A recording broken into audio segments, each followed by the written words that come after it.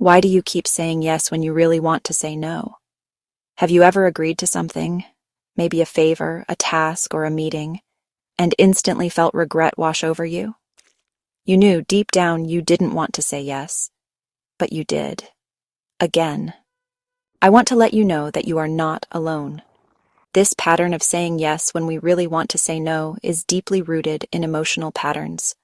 These are often shaped in childhood, reinforced by culture, and driven by our nervous system's need for safety.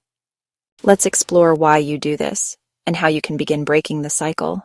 What is the root of the pattern? Saying yes when you mean no is often tied to the fear of rejection or disapproval. So many people pleasers learned early on that love and approval were conditional, based on compliance, not authenticity.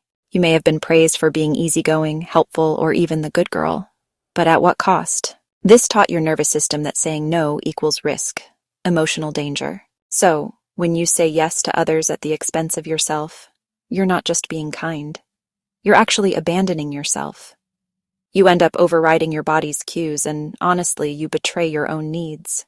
You might feel resentment afterward, or exhaustion, sometimes even shame.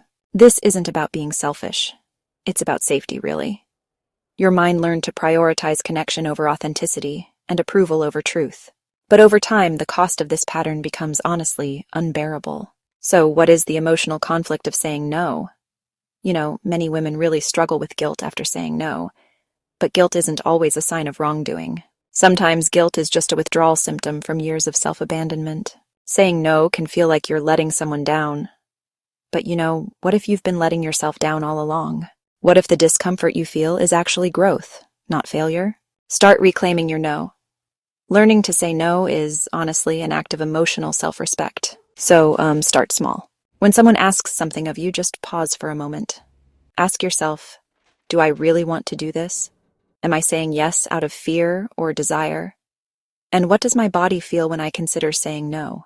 You don't need to explain yourself. You don't need to apologize. No is a complete sentence. You're allowed to disappoint others. You're allowed to protect your energy. And honestly, you're allowed to choose yourself. This journey isn't about becoming cold or distant. It's really about becoming honest, whole, and free. And honestly, you don't need to keep abandoning yourself for the comfort of others. It's okay to say no. If this resonated, don't forget to subscribe for weekly guidance on emotional healing, boundaries, and self-worth. Your journey matters, and you don't have to walk it alone.